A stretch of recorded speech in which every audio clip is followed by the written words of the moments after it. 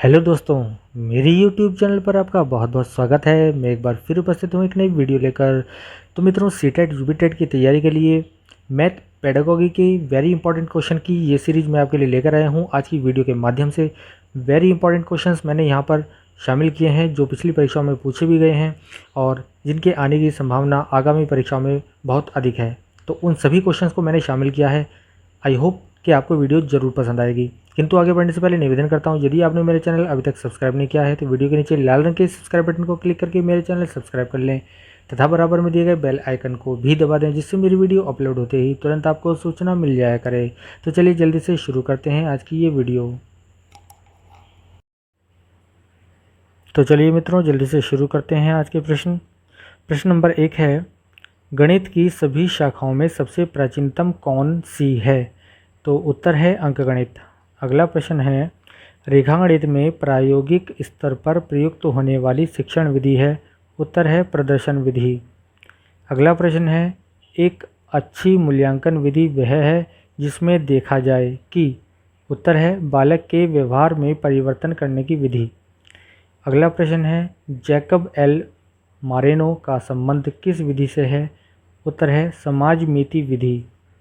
अगला प्रश्न है, समस्या समाधान विधि का सोपान क्या है? उत्तर है निष्कर्ष निकालना। अगला प्रश्न है, गणित विषय की विशेषता है? तो उत्तर है तर्कपूर्णता, परिणामों की निश्चितता और शुद्धता।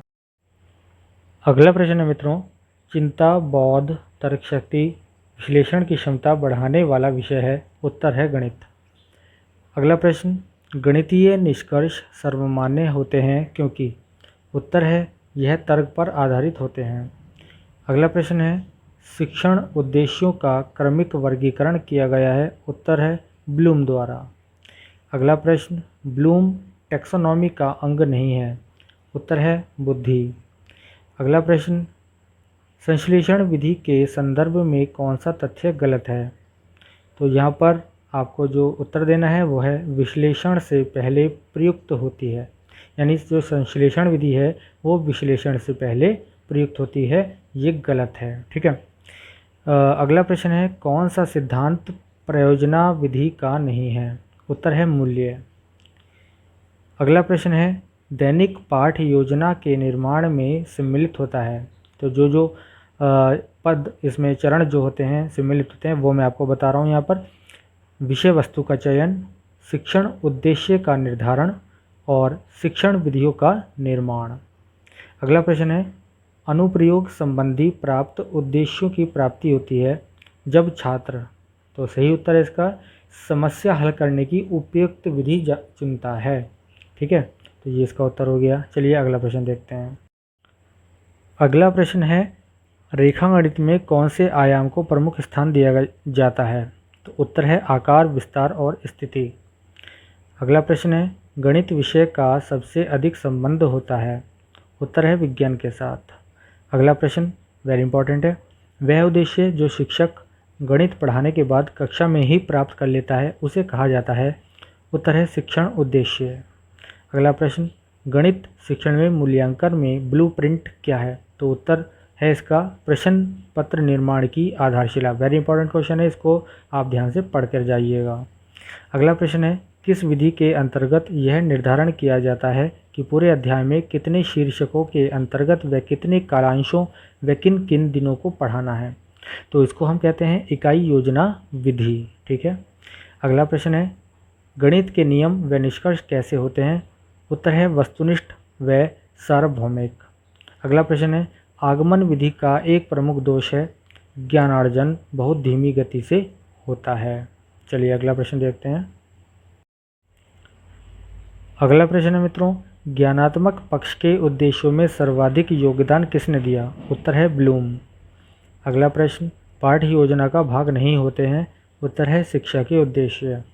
अगला प्रश्न, गणित के मानसिक सिद्धांत के जन्मदाता हैं? उत्तर है प्लेटो। अगला प्रश्न वेरी इंपॉर्टेंट है, निगमन विधि का उपयोग है? उत्तर सूत्र का प्रयोग करना। अगला प्रश्न है, सामान्य से विशिष्ट की ओर शिक्षण सूत्र पर आधारित विधि कौन सी है? वह है निगमन विधि। वेरी इंपॉर्टेंट है, कई बार पूछा गया है। अगला प्रश्न, विशिष्ट से सामान्य तथा स्थूल से सूक्ष्म की ओर शिक्षण सूत्र पर आधारित विधि कौन सी है? आगमन विधि। तो ये भी इंपॉर्टेंट क्वेश्चन बनता है, इसको भी आप बहुत अच्छे तरीके से देख कर जाइएगा। ये जो दो प्रश्न मैंने आपको बताए हैं, सामान्य से विशिष्ट की ओर शिक्षण सूत्र और विशिष्ट से सामान्य और स्थूल से सूक्ष्म की ओर, वेरी इंपॉर्टेंट क्वेश्चन में गिने जाते हैं। इनको बहुत अच्छी तरीके से तैयार कीजिएगा, ठीक है, इनमें कंफ्यूज नहीं होना है, ठीक है। अगला प्रश्न है, गणित शिक्षण के प्रेरणात्मक सिद्धांत के सूत्र हैं? उत्तर है सजीवता। और अगला प्रश्न है, गणित शिक्षण के लिए पाठ्य योजना का निर्माण आवश्यक है? उत्तर है विषय वस्तु का विकास सुव्यवस्थित ढंग से किया जाता है, ठीक है। चलिए अगला प्रश्न देखते हैं। तो नेक्स्ट क्वेश्चन है हमारा, गणित के अध्ययन से एक बच्चे में किस गुण का विकास होता है? उत्तर है आत्मविश्वास, तार्किक सोच, विश्लेषक सोच, ठीक है। अगला प्रश्न है, गणित सभ्यता और संस्कृति का दर्पण है? गणित जो है सभ्यता और संस्कृति का दर्पण है, ये कथन किसने कहा था? ये कहा था होंग वेहन ने, ठीक है। वेरी इंपॉर्टेंट है, इसको देख कर जाइएगा। अगला प्रश्न है, उपलब्धि परीक्षण व नैदानिक परीक्षण में क्या अंतर है? वो है उत्तर इसका उद्देश्य का अंतर होता है इन दोनों चीज़ों में।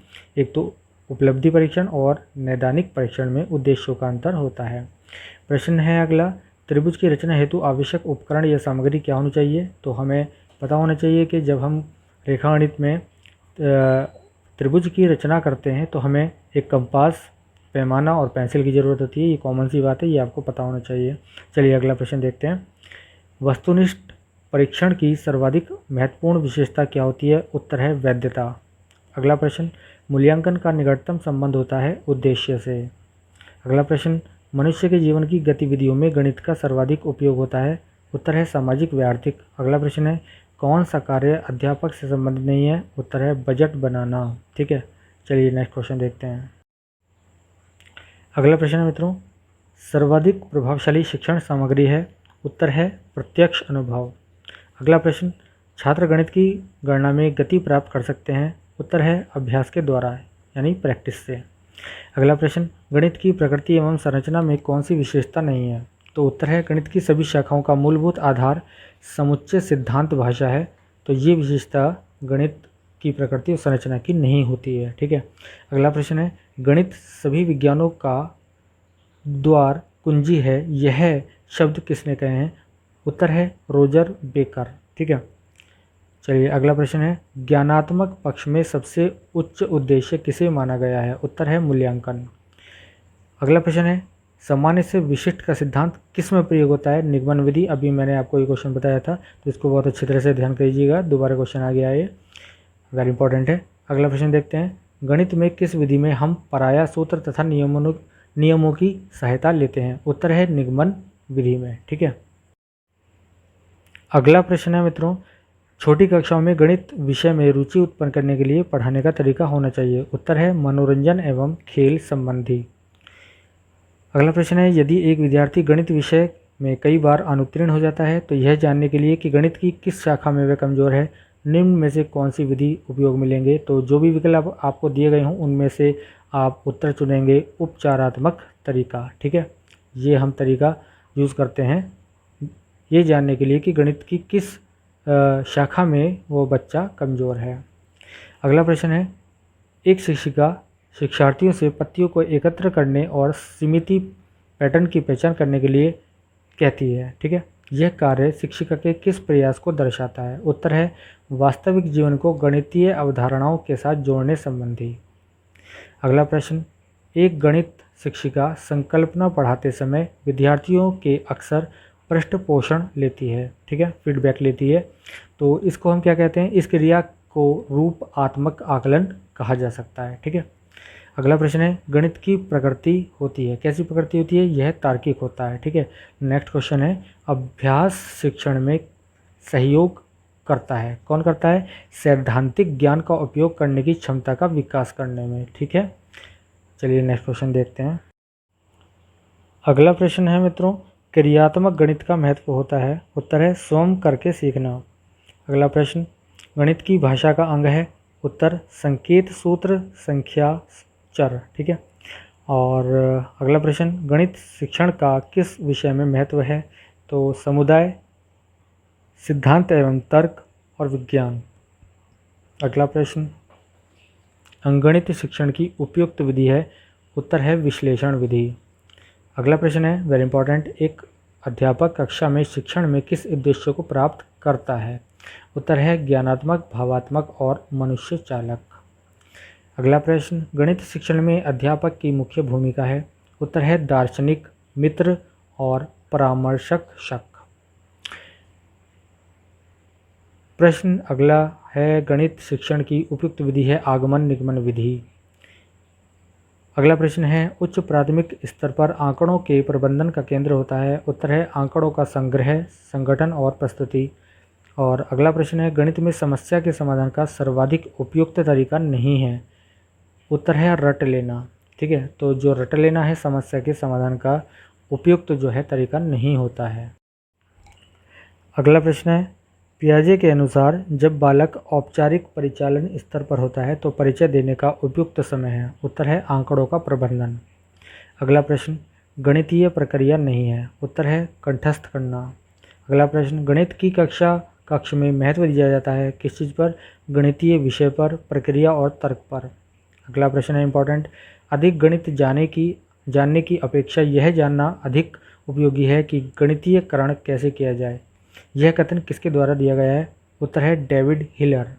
अगला प्रश्न वेरी इंपॉर्टेंट है, एनसीएफ 2005 के अनुसार विद्यालयों में गणित शिक्षा का मुख्य उद्देश्य यह है।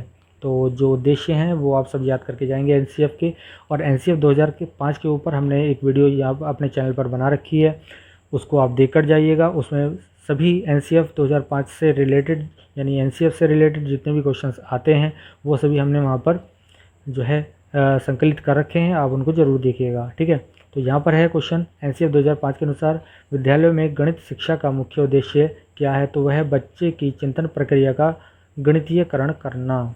अगला प्रश्न, एनसीएफ 2005 के अनुसार गणित की पाठ्यचर्चा महत्वाकांक्षी सुसंगत है? यह महत्वपूर्ण गणित पढ़ाती है? यहाँ जो है महत्वाकांक्षी का क्या अर्थ होता है? तो उत्तर है विद्यालय में गणित शिक्षण के उच्च उद्देश्यों को खोजना। ठीक है, तो चलिए अगला क्वेश्चन देखते हैं। अगला प्रश्न है, अनिल सभी प्रश्नों के मौखिक उत्तर तो दे देता है परंतु जब समस्याओं के हल लिखता है तो गलतियां करता है। उसके लेखन में गलतियों को हटाने हेतु कौन सी उपचारात्मक विधि सर्वश्रेष्ठ है? तो उत्तर है उसे ऐसे कार्यपत्रक देकर रिक्त स्थान भरने को कहना चाहिए जिसमें आंशिक रूप से समस्या हल की गई हो। ठीक है, यानी ऐसा एक पेपर उसे दिया जाएगा जिसमें वो रिक्त स्थान वहाँ पर दिए गए होंगे, उस रिक्त स्थान को वो भरेगा, आंशिक रूप से वो हल किया गया होगा। ठीक है, तो ये इसका उपचारात्मक विधि होगी। अगला प्रश्न है, हमारी विद्यालय पाठ्यचर्चा में गणित शिक्षण के स्थान को सुनिश्चित करने के लिए युगल आधार वाक्य क्या है? तो उत्तर है किस प्रकार प्रत्येक व्यक्ति के मस्तिष्क को व्यस्त रखा जाए और किस प्रकार शिक्षार्थियों के संसाधनों को सुदृढ़ बनाया जाए। ठीक है, तो ये युगल आधार वाक्य है, इसको आप याद कर लीजिएगा, इंपॉर्टेंट है। अगला प्रश्न है, शून्य की खोज किसने की थी? बहुत ही आसान सवाल है, कई बार आपने पढ़ लिया होगा, आर्यभट्ट ने। प्रश्न है अगला, सांख्यिकी में प्रसारण का विश्लेषण नामक विधि का मुख्य श्रेय किसका था? R.A. फिशर इसका उत्तर है। अगला प्रश्न है, हॉसेल का संप्रत्यय को गणित में सर्वप्रथम किसने दिया? ठीक है, तो हासिल का संप्रत्यय गणित में सर्वप्रथम किसने दिया? श्रीधर ने। ठीक है, श्रीधर जो भारतीय गणितज्ञ हुए हैं उन्होंने हासिल जो लेने की परंपरा बनाई गणित में। आपको पता होगा कि जब हम जोड़ते हैं इकाई का अंक दहाई का अंक जोड़ते हैं, जब वो 10 से ज़्यादा होता है तो हासिल हो जाता है, तो वो किसने बताया था? श्रीधर जी ने बताया था। अगला प्रश्न है, सबसे छोटी अभाज्य संख्या है? तो इसका उत्तर है 2। ठीक है, अगला प्रश्न है, सबसे छोटी प्राकृत संख्या यानी प्राकृतिक संख्या सबसे छोटी कौन सी है? वो है 1। गणित विज्ञान है किस चीज़ का है? घटनाओं का। प्रश्न अगला, गणित की उन्नति और वृद्धि देश की संपन्नता से संबंधित है, यह कथन किसका है? उत्तर है नेपोलियन का। अगला प्रश्न, उच्च कक्षा में गणित की कौन सी शिक्षण विधि ज़्यादा लाभदायक होती है? उत्तर है निगमन विधि। ये प्रश्न कई बार आ गया है। गणित की सर्वाधिक प्राचीन शाखा क्या है? वो है अंगणित। अगला प्रश्न है, छोटी कक्षाओं के लिए उपयोगी विधि है आगमन विधि। आगमन विधि किस शिक्षण सूत्र पर आधारित होती है? वो होती है विशिष्ट से सामान्य की ओर। इस प्रश्न को देखो बदल कर दिया गया है यहाँ पर, तो इस चीज़ को आप ध्यान रखेंगे कि कौन से सूत्र पर कौन सी विधि हमारी काम करती है। ठीक है, अगला है, ह्यूरिस्टिक विधि का केंद्रीय सिद्धांत क्या है? स्वयं करके सीखना। बहुत इंपॉर्टेंट क्वेश्चन है, कई बार पूछा जाता है। अगला प्रश्न है, उदाहरण से नियम बनाया जाता है? किस विधि में? आगमन विधि में। ठीक है। अगला क्वेश्चन है, वेरी इंपॉर्टेंट है। गणित सार संग्रह पुस्तक किसकी रचना है? वो है महावीराचार्य की। तो ये इंपॉर्टेंट क्वेश्चन है। लीलावती पुस्तक के लेखक कौन है? भास्कराचार्य द्वितीय। इंपॉर्टेंट क्वेश्चन है, ये भी याद कर लीजिएगा। 22 दिसंबर को गणित दिवस किसके जन्मदिन के अवसर पर मनाया जाता है? तो उत्तर है श्रीनिवास रामानुजन। तो वेरी इंपॉर्टेंट क्वेश्चन था ये भी, इसको ध्यान रखिएगा। अगला प्रश्न है, मैथमेटिक्स सोसाइटी की स्थापना इलाहाबाद में किसने की थी? उत्तर है प्रोफेसर BN प्रसाद ने। अगला प्रश्न, गणित विज्ञान की रानी है, यह किसका कथन है? इंपॉर्टेंट क्वेश्चन है। तो ये इसका जो उत्तर है वो है गॉस का कथन था, गणित विज्ञान की रानी है। अगला प्रश्न, गणित वह भाषा है जिसमें परमेश्वर ने संपूर्ण जगत या ब्रह्मांड को लिख दिया, यह कथन किसका है? उत्तर है गैलीलियो का। और आज की वीडियो का अंतिम प्रश्न है मित्रों, गणित को विज्ञान का नौकर माना जाता है, यह कथन किसका है? तो उत्तर है बिल। तो मित्रों, आज वेरी इंपॉर्टेंट क्वेश्चंस की ये सीरीज़ मैं आपके लिए लेकर आया था। इसमें बहुत ही इंपॉर्टेंट क्वेश्चन हमने शामिल किए हैं जो पिछली परीक्षाओं में पूछे गए हैं और आगामी परीक्षाओं के लिए बहुत ज़्यादा इंपॉर्टेंट हैं। आई होप आपको वीडियो पसंद आई होगी। आपसे निवेदन करता हूँ वीडियो को लाइक और शेयर जरूर कीजिएगा।